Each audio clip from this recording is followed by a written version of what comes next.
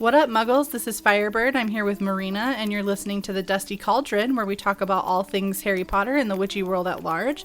We're back at it again with one of our Ickle Firsties episodes, and today we are going to get predictions and eventually follow up from both Marina and Ridgeback about Harry Potter number 3, The Prisoner of Azkaban. So you've just finished book 2 pretty recently. I know you're chomping at the bit to start reading book 3. Yo. So tell me, what do you think that you're going to see in the book that maybe you didn't see in the movies? So one of the big things for me, which I'm probably harping on it at this time, and probably just speaking to the choir, is the relationship building that we don't really get in the movies. I'm hoping and praying that is in the book. Like we already touched about Ginny and how we don't really see much of a progression with that in the movies. I also didn't feel like I saw that with Sirius and Harry. Like, I get why he's sad that he died and all, but I'm like, it took me years and my own, like, growth as an adult to realize, like, how crappy that situation actually was. I did not pick that up when I watched the movie the first, second, third, fourth, or fifth time. Like, how bad it actually was. Because, like, when I watched the movie, I got that, okay, yeah, this is going to be his new guardian type person, but I didn't realize at the time how much that would mean, if that makes any sense at all. So like, I'm thinking we're gonna see a better relationship fold, or just more of a relationship between Harry and Sirius, so that it actually means something when he dies. It's not just this all of a sudden I've met you and I just found out my life is a lie, and then you die and now I'm supposed to feel sad, now I'm crying for the stranger like I've known them my whole life.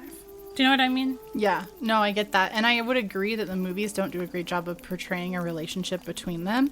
And then I also, like, this is sort of an aside, like, to the movies and the books. I sort of actually don't get Harry becoming so attached to Sirius. And I dig into this with Ridgeback in a different episode where, like, some of his responses, knowing that he's coming from a childhood of trauma, just don't make sense to me. And this one, like, sort of clinging to someone that you just don't know doesn't make sense to me. I think a case could probably be made for, like, it's an extension of his parents and that's why he feels good about it. But I think the dynamic's weird. But I would agree that the movies don't portray it very much. So interesting to see what happens in the books.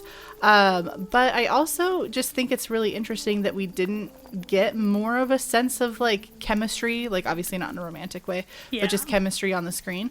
Because all of the films with Gary Oldman are actually Daniel Radcliffe's favorite films. Like, he came out and said that he was so excited to work with him, and, like, they're his favorite movies because of Gary Oldman being a part. So I just felt like we would see that translate more on screen, and I don't think that we did. Right, I agree.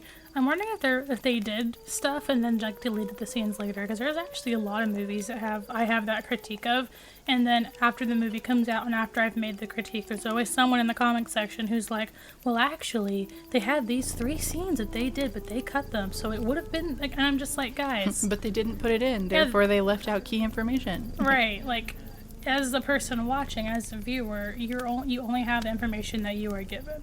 So it doesn't really make it good after the fact. It makes it even worse because they had the goodies and didn't give us the goodies. And they threw them away. They threw them in the trash. Well, I'm interested to talk about that after you get a chance to read the book. Yeah. What is your second prediction? So my second prediction is following the theme of Slytherins being bad. And it's basically that the 3 Musketeers are going to link any and all of the tomfoolery that's going on to Slytherins in some way, somehow. Which I think is super irrational, considering it's like, oh, it's a prisoner of Azkaban who escaped. We know who it is. And we know that they weren't a frickin' Slytherin. But for some way, I just feel like they're going to tie in the Slytherins or try to tie them in. And to be fair, Malfoy doesn't do a very good job of not getting into problems. So I feel like, you know, maybe he'll say something warranted that might put some suspicion on him. But I feel like they're going to somehow try to link what's going on to the Slytherin house in some way, whether it be Snape or whether it be Malfoy.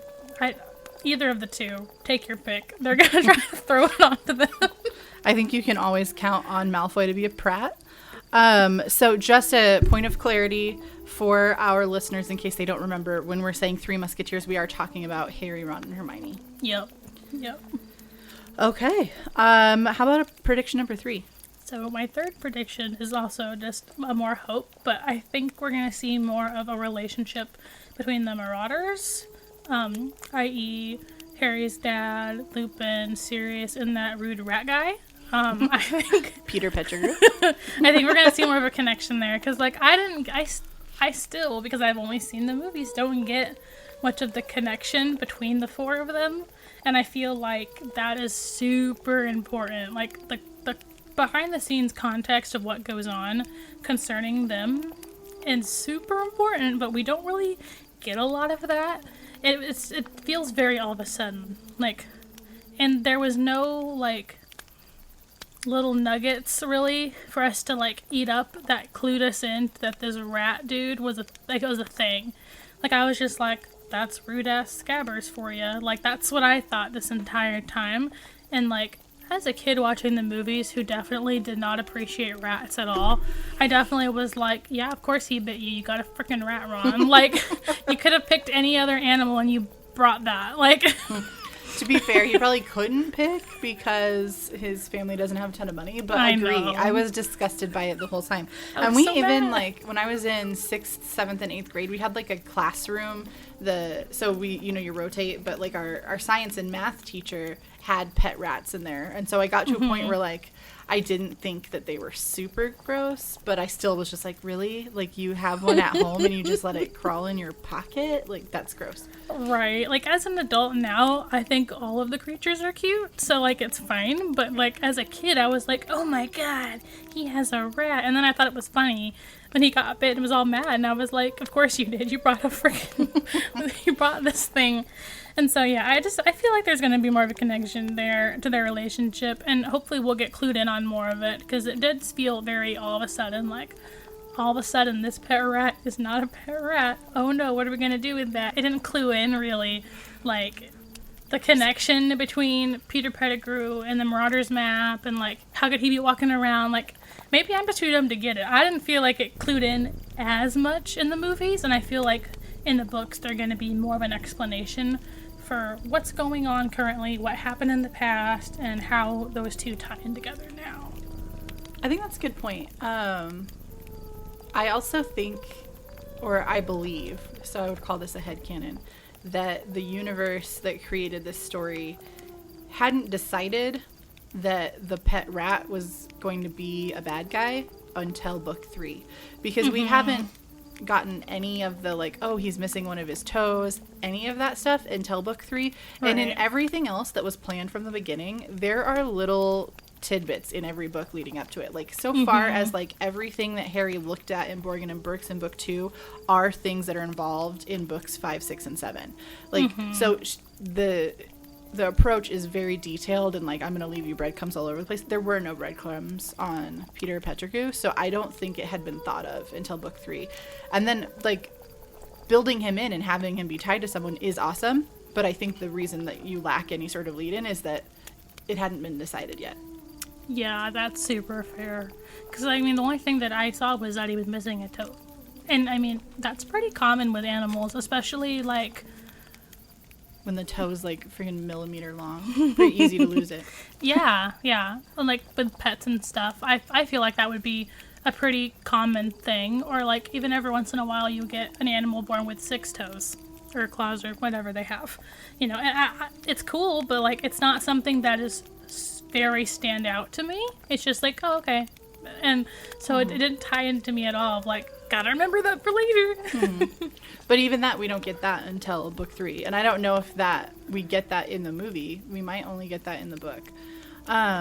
I'm just curious if you were going to think about, like, something that you might see in the book, like a scene or something that's written in the book that's going to give more of that story. What do you think it might be? Like, do you think you would be getting, like, flashbacks of, like, when Harry's parents were children, or, like, a scene where, like, Lupin and Sirius are talking about it? Like, Ooh, that's a good idea.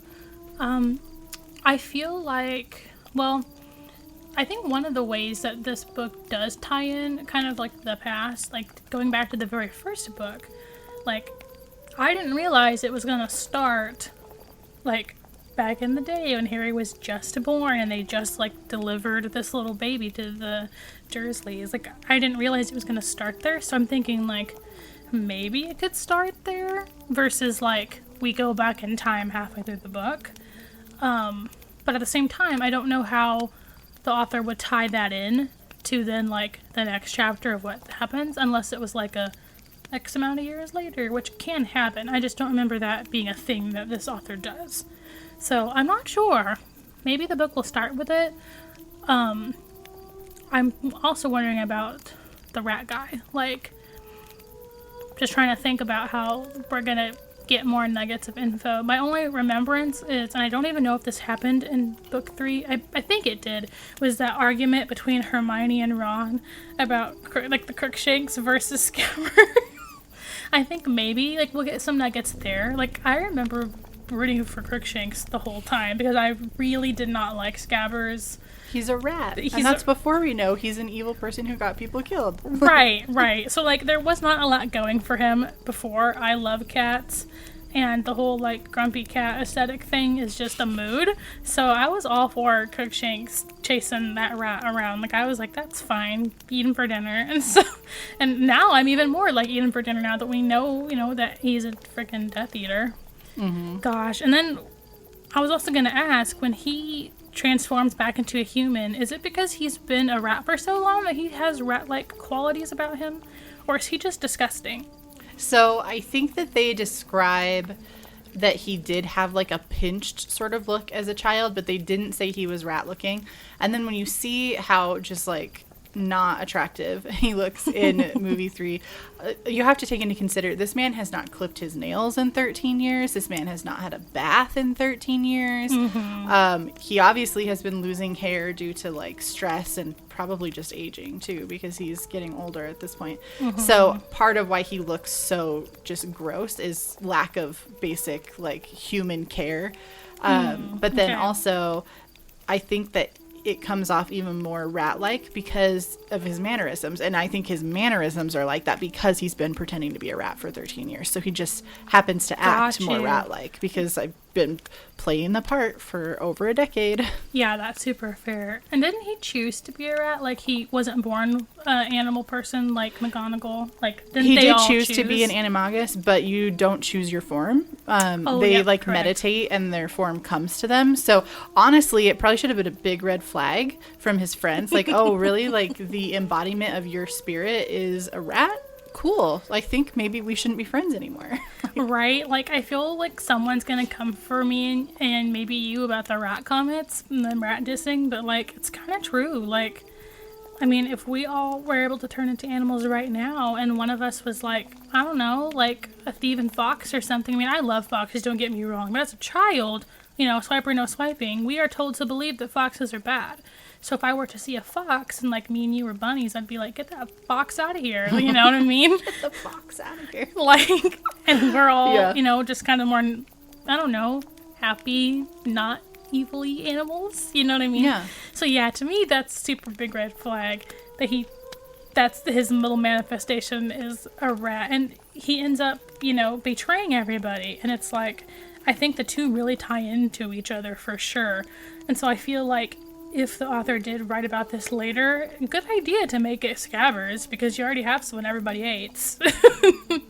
And you have a good, like, metaphor for a rat, Clever. Fair enough. We're going to have to see what you see in the book. So let's send you off to read book 3, and then we'll come back as soon as you're done and talk about whether or not your predictions were true. All right, we've got Ridgeback at the table. He is preparing to read book number 3, Prisoner of Azkaban, right alongside Marina. So we're going to start with the typical thing. Give me 3 predictions that you think you're going to see in the books that you didn't see in the movies. Absolutely. Thanks for having me back. After watching the movies, I kind of feel like the first thing that I'm predicting is I think Sirius's backstory will be more terrifying, thus making his escape and return extremely intense story-wise. Because his coming back is supposed to be in the movie, it's supposed to be like, oh god, Sirius is free, he's coming for Harry. And it's kind of intense, but I never really got too wrapped up on it. But I feel like in the book it's going to be like Sirius coming is a big freaking deal, and like it's gonna carry that through the book. So that's where I'm going with that. Is that Sirius's escape is played up more in the book than it is in the movie. Okay, I think that's really interesting, and I'm excited to see kind of like after you've read how you recap it. All right, that sounds good. What do you think prediction number 2 is going to be? I think in my second prediction, it's going to be, I think Harry's going to become more competent as a spellcaster, because it doesn't seem like he's really used it that much so far. I mean, his dueling in book 2 was pretty perfunctory, and not even that. So I'm hoping book 3 we'll start seeing him. You know, we're almost halfway through the series. It'd be nice to see him start getting better, because I don't remember. It seemed like he was able to do a couple things in the movie, but I still didn't feel like he really was getting better. So that's my thought. Okay, I like that. And what about prediction number 3? I think Peeves' horribly annoying actions will actually start really becoming strong story elements that'll start making their job harder, as well as everything else besides always eliminating Voldemort. I mean, Peeves is a poltergeist. He's always around. I feel like maybe his arc will actually start there, because, I mean, in book 2, we did see a little bit of nearly Headless Nick's arc there with the party and stuff, and trying to get in on the Headless hunt. And maybe we'll start to see something with Peeves in this one, where he actually has an arc. Even though he's a poltergeist, he's probably more like a force of nature. But maybe we'll actually see something, with his story, where, he's creating more mayhem and making the trio's lives harder and stuff. I like that. All right, we are going to send Ridgeback off to read book 3, and then we'll come back shortly when he's finished and review whether or not any of these predictions were correct. Bye! Bye! A few moments later. We're back with Marina. She's just finished reading book 3, and we're going to dig into some of the predictions and how she feels about them post-read. So one of the predictions that you made about book 3 was that Harry is going to have a relationship with Sirius before he dies, so he's actually affected by his death versus the movies rushing everything. Yeah, I still feel... I mean, maybe I just want a lot from the universe more than the universe is able to give, but I still feel like it was a little rushed, and that I don't feel like there was as much of a relationship that formed, but I do think it was more than the movies. But I think that's fair. But I just don't think I got, like, I don't know, like, to me, and to be fair, Harry grew up in a lot of trauma, and he's a child, so, like, he doesn't have a fully developed brain and, like, good judgment that we see for and look for in adults. But, like, I'm like, you want to go live with this man's? Like, you know what I mean? Like, that soon after everything was revealed. Like, I'm glad it was revealed, and I'm glad this is a happy ending. But I don't know if I would be so quick to be like, I'm going to go run away with this man's. But, at the same time, it's a guarantee that he will be abused if he goes back to the Dursleys. And as of right now, he kind of doesn't know where he stands with them, because he kind of had no choice but to get out.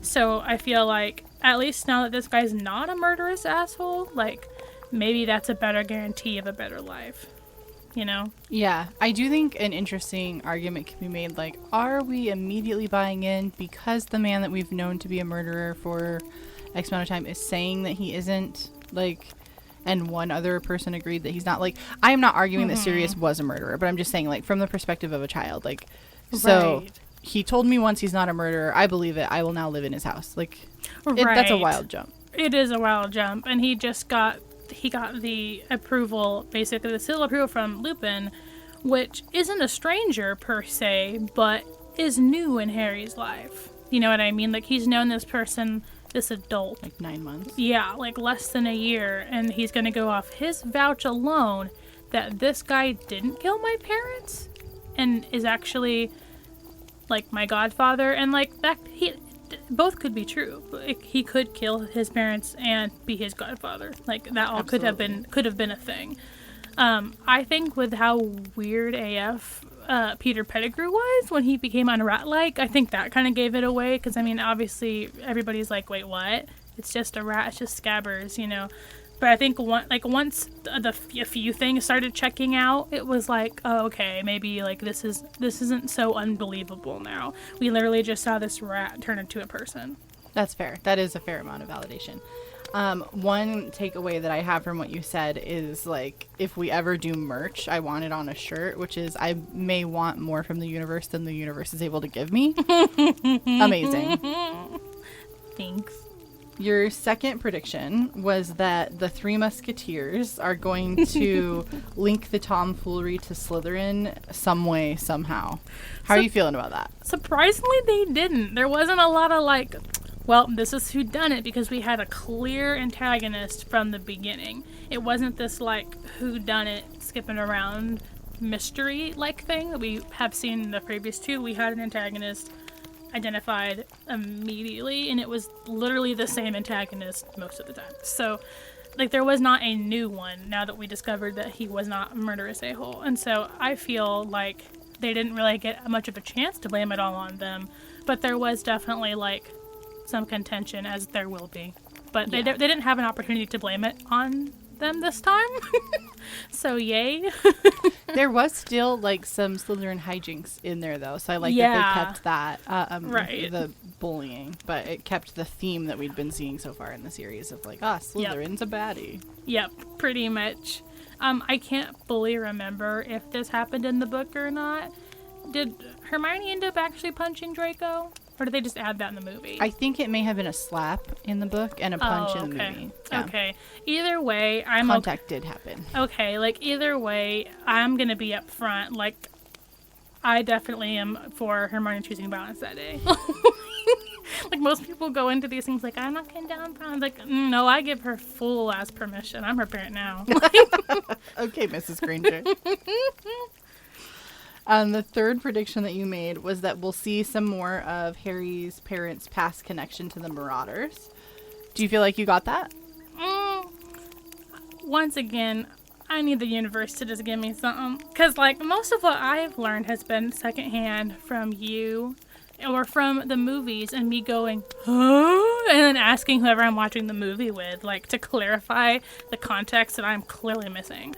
And so, like, if I take away the knowledge that I have and look at it as, like, I'm experiencing this story for the first time, I do not feel like the universe gave me enough to nibble on to, like, fully understand the connection between the Marauders. The whole, like, Lily and Severus thing was, like, addressed a little bit. Like, I don't feel like I fully got the picture, I guess you could say, of how significant this event really was and how significant their friendship was and the betrayal was. Like, did that make any sense? Yeah, I like, totally understand what you're saying. Like, in hindsight, I completely get it. But at the time, I feel like I was still kind of being given nuggets versus the whole nuggy meal, you know? Like, I'm like, okay, the rest of the nugs are coming. Another book probably that fully explains that. Which, you know, that's fine. It could. I'm not at the end of the series yet, so it could be a series where, you know, you are given pieces and the whole puzzle to the picture or whatever analogy I'm trying to use right now.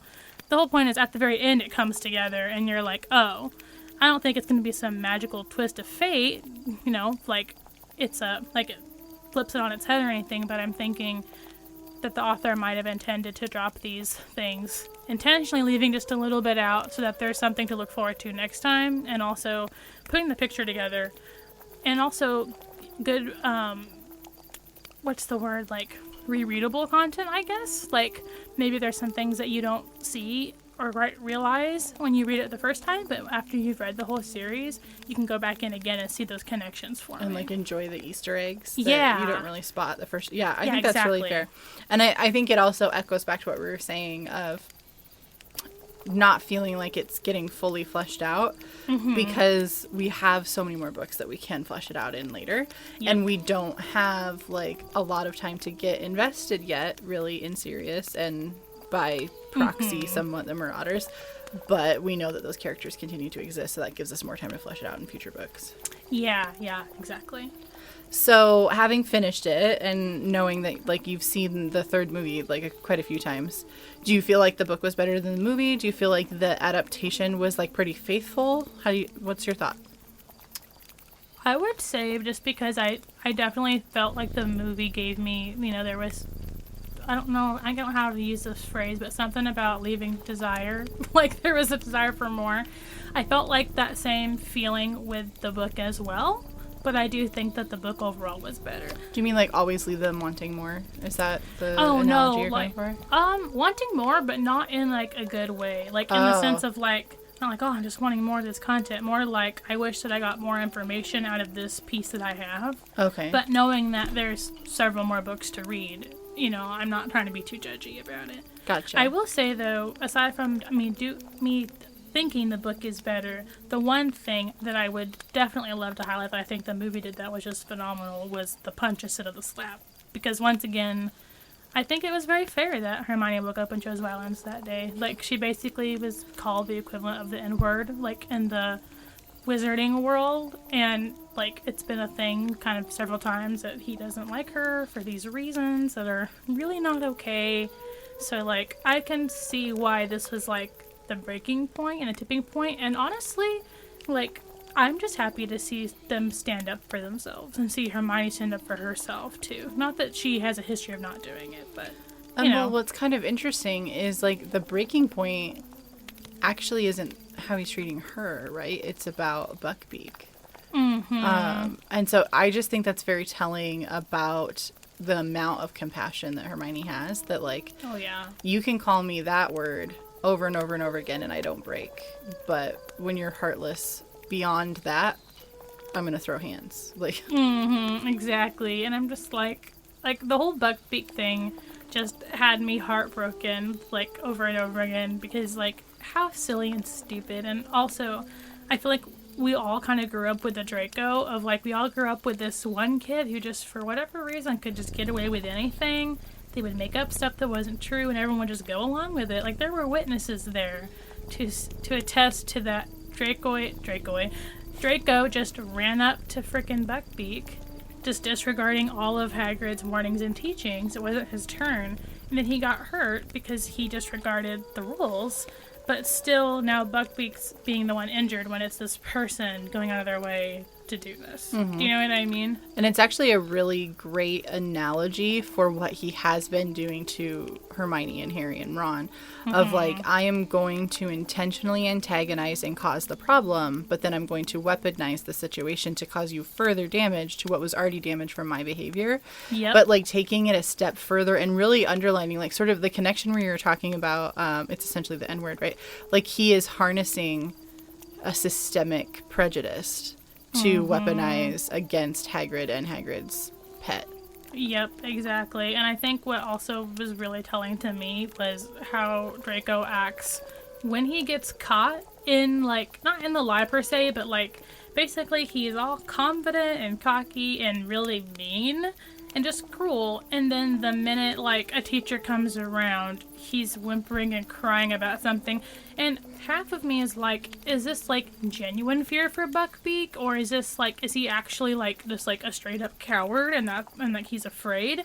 Or is he putting on a show because he has ill intentions? I think movie Draco probably is actually scared.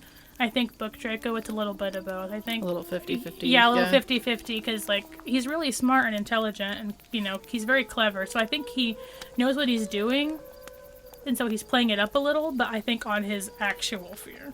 Yeah. Does that make sense? It definitely does. As a final question on book 3, how do you feel now that you finished and you know that the singing frog choir is not real? I feel betrayed. I thought you would. Upset, especially because in the movies that was my favorite part because, like, I was a choir kid growing up. Like, I was always that little nerd that, like, I would, like, the minute electives were introduced to me, I was like, I don't care what the options are. I would like to join choir, please. Like, that was just what it was. Imagine if choir hadn't been an elective and you were like, I'm dropping out of school. Yeah, I'm like, there goes my whole personality. Like, literally, I saw a TikTok the other day of this really badass woman building homes and teaching this little girl who didn't know that women could build homes too. And I was like, that's really heartwarming. But also, I'm like, this is so impressive. Not because she's a woman, but because I avoided shop at every corner to be in choir. Like, I had every opportunity to learn about the power tools and glue. Did I? No. I picked choir. So when I found out the frog choir was not a thing, my heart sunk. I felt betrayed. Ripped off. As the kid who chose shop instead of choir, it actually was really fun, except for the day that I got my hand stuck in a spindle saw. So I might have been better off, or not spindle saw, spindle sander. I might have been better off in choir, except I can't carry a tune in a bucket. I mean, maybe though maybe they would have helped you with that. It's possible. Like, what's his name? Kui has a horrible voice, and I'm a firm believer that if he just did choir, like, it would be improved. Like, I taught myself how to sing, and I started singing nursery rhymes with my grandmama. Harkening back to the episode that you would have heard last month, we have just discovered another Slytherin trait, which is cannot sing. Croaks like frog choir. Or like the frogs specifically. Yeah. And also, they are huge. Yes. Like, I'm sorry, but what a highlight. And the song slapped. Like, it was good all around, but it's not real. Now that I've got you on that downer, I'm going to let you go. And we'll see you when we're ready to come back for book 4. Okay. All right. I am back with Ridgeback, and we're going to talk to him. He has just finished reading book number 3. And we're going to dig into the predictions he made, if he thinks he was right, if he thinks he was wrong. So, one of your first predictions was that Sirius's backstory will be more terrifying, thus making his escape and return extremely intense story-wise. How do you feel? It wasn't. It was kind of what I expected. I didn't feel like it was too terribly different from the film, so that prediction didn't come true at all. I was just like, well, yeah, it didn't really feel like that at all. And, yeah, it was kind of what I had already known and what I expected, with, like, his suspicion of, like, helping get the Potters killed, and yeah. Do you think it might have been scarier for a kid reading the series? I don't know. I'm almost 40 years removed from being a kid. Probably for, I don't know. I guess if I'm really pushing it, like, it could be. But maybe it's more traumatic for somebody as a teenager. You know, like, being put in a position, like, where your parents are so central. Well, I guess they would be a kid too, or they are still kids. Your parents are so central to your existence, and then, like, somebody that's supposed to be a friend of the family ends up killing them. It could be traumatic that way. Mm-hmm. But yeah, I think it could. Now that I changed my statement, I was just relation to the prediction. I was like, yeah, that there was no information. I didn't feel like I got any new information to be. Okay. I get that. Yeah. Did you feel like the universe wasn't giving you everything that you needed from it? No, I felt like the universe was definitely spilling its guts to me. Okay. So your next prediction was that Harry will arise as a competent spellcaster. How do you feel about that? Yeah, I don't know if that's ever going to happen. Okay, like, so I hear you, because I think when it comes to, like, book smarts, we're never going to see that, right? Right. But he reveals that there is quite a bit of powerful magic in there somewhere with how he casts the Patronus charm. Right. Like, it's shocking that a 13-year-old can cast it corporeal. Right. It takes, you got to get through the whole book to get to it. So it takes a while. There's a build to it. He does doesn't he do the Patronus charm earlier? And he's getting, like, the mist and stuff. But then, like, when he comes back in time, and then he, like, casts it, and it's, like, this amazing Patronus, and it's, like, just sweeps all the Dementors away, and it took him, like, the whole book to do it. So it's, like, that's why I don't feel like, I came across that he was a competent spellcaster. It took a tremendous amount of like emotional harness and or not emotional harness, but emotional support to really felt like to push it out there. And I feel like competent spellcasters kind of can balance between the emotion needed and the skill needed to do it. So I didn't feel like he really reached that level yet, but I think like kind of like what you're saying, we're seeing the beginnings of it. Mm-hmm.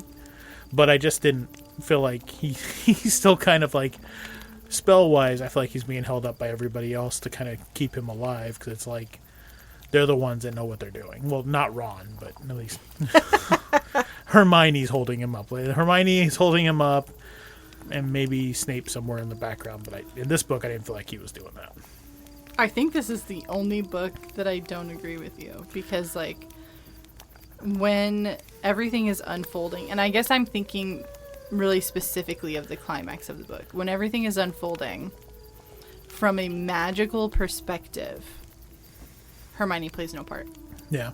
She only plays a part in dialogue. When everything that is happening in the chaos and magic is being cast, it's all Harry. But I felt like, in terms of like what I was thinking of in competency, was I felt like Hermione had reached a level that literally they hand her a time turner. I mean, that's a debatable choice, even with how smart she is. That's fair. But I mean, like, they wouldn't have given that to Harry. Because we know where Harry would have went. Yep. He went back, I'm going to go back and stop Voldemort for killing my parents. And then the whole universe would have ruptured into variants. He's like, I know that you said it can only be a couple hours, but you can't stop me from spinning this 7,000 times. Did you ever see Deadpool 2? Yeah, that's what we would have had. Yeah, okay. He'd been gone back and really messing with time. And that could be, we mentioned it before recording, and so I'll mention it now. To be perfectly honest, I struggled a lot with this book. Mm-hmm. At first, I started off reading it, and I'd read a couple pages and I'd put it down. I'd read a couple pages and I'd put it down. And it was like, I was really struggling to read through this book. Eventually, through the wonders of Spotify, who is also one of the people who distribute our podcast. Not sponsored. Not sponsored. They have the books on freaking Spotify. And so, because you'd offered to, like, let me use your Audible to at least listen to it. And at first I was like, no, it won't work. It'll take me longer to listen to it than it'll take me to read it. Yeah, who was lying to who there? Once I listened to it, at least I was able to get through it. But for some reason, like I liked Sirius, and I kind of liked the stuff. I liked Lupin as a character. But I just had such a hard time focusing on this book. I don't know what it was. I felt like I just felt there was a lot of drag in it, which is weird because this book in film form is probably one of my favorite films of the series because I feel like the film just never slows down. It's just like, oh wow, like everything you need to know, and it's by one of my favorite directors too. I believe it was I forgot his name. He's your favorite. He's one of my favorite directors. It's Alejandro. Oh gosh, I think he did The Orphanage. I think he did Pan's Alfonso. Lab. Alfonso. I'm not sure how you pronounce his last name. I feel remember. bad. It's like Cuaro with the thing. Alfonso Cuarón. Okay. Alfonso Cuarón. And he is, everything he's done that I've seen has been just absolutely amazing. I thought this movie was like absolutely amazing. But I felt like the book there was too much the downtime wasn't interesting. Like I kind of wanted to know what Hermione was going through more than anything else. I was like, I had forgotten about the time turner from the film. So when I realized she was like disappearing and coming back and going, I was like, what is going on with Hermione? Why can't I know what's going on with Hermione? And why aren't the boys asking questions? Yeah, why aren't the boys asking? This is the weirdest. Terrible friends. This is like, if this was the Winchesters going to Hogwarts, we would have known what was going on with Hermione a lot sooner because they totally would have picked up on this. Yeah, I was a little disappointed in Harry. But they're boys. I mean, let's face it. 13-year-old boys. They're not going to mature until they're at least 35. I think it's supposed to be like your brain stops or your brain finishes forming at 25. Oh, yeah. And so, like, that's when boys in particular start being more human. But it takes boys 10 years to learn how to drive it. That's the problem. It's like they're now basically in there with no operator's manual, just grabbing switches and pulling levers everywhere. They're like, this switch just showed up the other day. I feel no like idea what it's for. the difference is women get the manual at like 15. So when they're like, oh, this switch hasn't appeared yet, but I know what it does. and I'm saying in a general term, not everybody gets a manual, but I really don't see any guys I know who had the manual at 15. And I saw a lot of them. We all were like stoked. We got our copy of the manual at 25, and it was like nobody knew. I just said we didn't get the manual. I was like, I feel like maybe we did get the manual, and just nobody knew how to read it. So like, wait, we gotta go learn how to this language before we can read the manual. And everyone's like, yeah, but we could also go drink beer. And there's premarital sex, so we could do that. But let's do this stuff first as much as we can till we throw up. And there's premarital sex, band name I call it. That's a good band name. Wow, that was way off. I loved it though, every minute.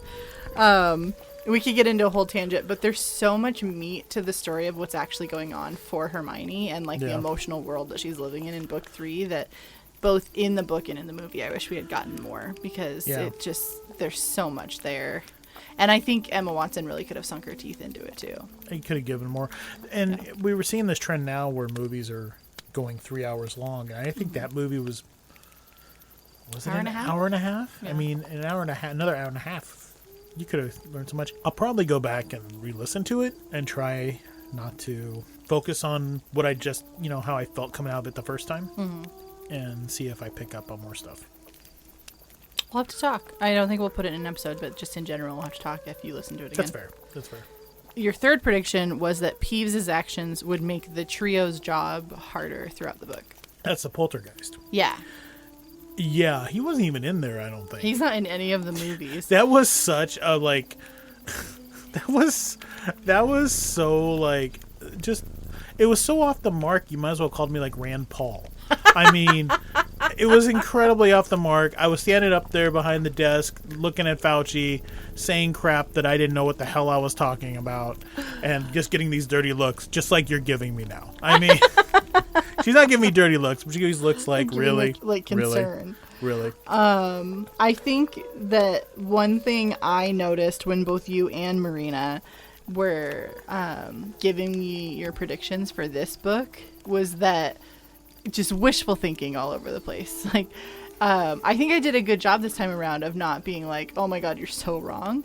But internally, I was like, oh my God, you're so wrong. Oh, no, you were great. I when you just said, you're his Peeves, I was like, yeah, he was nowhere in there. I got no read from you that you knew that Peeves was just a non-entity, really. Like, the only real interaction we get from Peeves in the book is that one interaction with Lupin that, like, I feel like it wasn't even about Peeves. That was a scene to give us more of what Lupin's character is.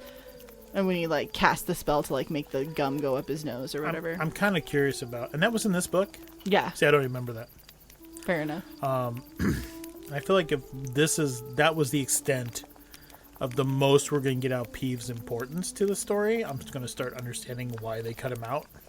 Yeah, it's like showing them walking up the stairs, right? Like, Yeah. he is really interesting, and he brings some levity, and he brings something that, in the pacing of the book, it makes sense to divert. In the movie, he is an unnecessary distraction. Yeah, he doesn't drive the story. Yeah. And when you've got an hour and a half to encompass a 10-hour read book, you've got to drive the story as fast as you can, so it makes sense. Yeah. So was that the third one? That's all three. Those That are was the all three? predictions you made. So all in all, I'm getting like this one's not your favorite. Compared to the movie, how are you feeling about the book compared to the movie? I definitely, there was moments in the book I liked. I loved Hermione's reaction, and I kind of thought she punched him in the book, but she probably slapped him. I feel like the punch should have been there because. Yeah, like the slap is, I don't know. Just Hermione It's would so punch. girly. Hermione would punch somebody. She wouldn't just throw a hand. She would like deliver it, like, and it's like Draco would be on the ground like crying all over again, which I think he was. No, she bloodied his nose, right? Mm-hmm. She like broke his nose or something. But I think I gotta go with the movie, just because I felt like the pacing of the movie and the way they did the movie was so intense that the book doesn't hold up to that level of intensity, which I felt like when you've got a rumored escaped killer escaping from Hogwarts, escaping from Azkaban, and coming out, and we are talking about Prisoner of Azkaban. Yes. I for a minute there had to think for a minute, it's like, wait, is this the right book? I felt like the intensity and the pressure they kept up in the movie was what got me excited for the movie. I feel like it lets off a lot in the book, and it's like they do things where they want you to be afraid, but it doesn't feel scary. And I think yeah, I'll just leave it there. Fair enough. Movie for me. Well, you survived, and it's okay not to have one, or it's okay to have one that's not your favorite. Like I've been pretty transparent. That's how I feel about book number 2. Right. So I get it. Which makes me interested about book 4, because I don't think the 4th movie was one I liked. I don't think it was that. So now I'm like, so Will maybe I like the book? Maybe the book's better, because I really didn't think the movie was. I thought the movie was okay. I'm trying to think. I think the 4th one is my least favorite movie. I mean, you really can't. I don't feel like you can say the first one is, because the first one's kind of setting the world, and the first one's got a lot of work to do, and so it has a lot of pressure on it. And I feel like it did what it needed to do. The 4th one, it just felt like a little bit like you're treading water at times. So, but I'm interested to read the 4th one, or probably listen to the 4th one. Audiobooks count as reading. Exactly. Well, we'll come back in an upcoming episode, and we'll get some predictions on book 4, and then send you off to read that one. Sounds like a plan. All right. Thanks for tuning in, Muggles. If you're jonesing for more witchy goodness between episodes, you can check us out on Instagram at Dusty Cauldron Podcast, on Facebook at the Dusty Cauldron Podcast group. Email us at dustycauldronpodcast@gmail.com, or check out our website at www.dustycauldronpodcast.com. You can subscribe to this podcast wherever you're listening, and remember to stir whatever you've got brewing in your cauldron right now. Bye. Goodbye.